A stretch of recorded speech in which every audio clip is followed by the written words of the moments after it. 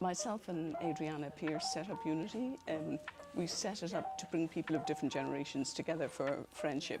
And we did it because of our own lived experiences.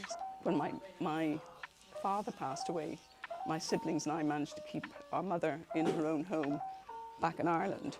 So even from Australia, I could remotely arrange a roster for visits. But I'm one of 5 children. Mum and Dad had nieces and nephews. They had a wide circle of friends. And I was thinking, what happens to people who don't? You know, and a lot of people who come to our activities now are people who don't have that extended family. So what we're trying to build is that family-style social circle so that people have that natural support when they need it. And it works both ways. You know, the younger people benefit greatly from the older people's experience. We encourage people to attend more than one type of activity. So this natural friendship, we want people to meet and meet again. Some people meet and meet again in one activity, but we encourage them to come to different activities so that they have different conversations which might trigger connections.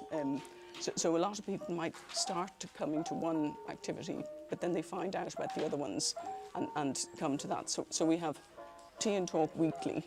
Each of the other ones are monthly. So people come and do a creative activity. We provide refreshments, we provide some activities for children because we realise that a lot of the younger people can't come unless there's something for their children to keep them occupied. Cook and talk we do in 19 and Green Community Centre, and it's a similar style in that we get different community members each month to show us a recipe that means something to them.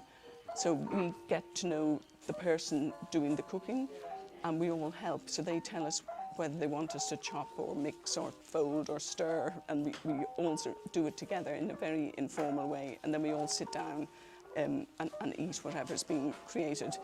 And then read and talk is it's a book club, but we understand that our choices and opinions on what we and others read tell us about ourselves and others. So we use our choices and opinions on books to get to know each other.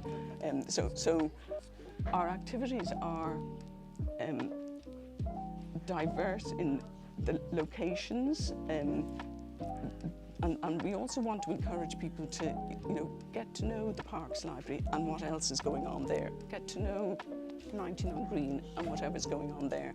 Go to this beautiful local coffee shop. And we're neighbourhood based because we want those incidental interactions happening too. So we want people to be meeting in the street or in the dog park and saying, oh, I met you at. And so we're just providing the conditions for people to meet and get to know each other. But the real work is done by the people.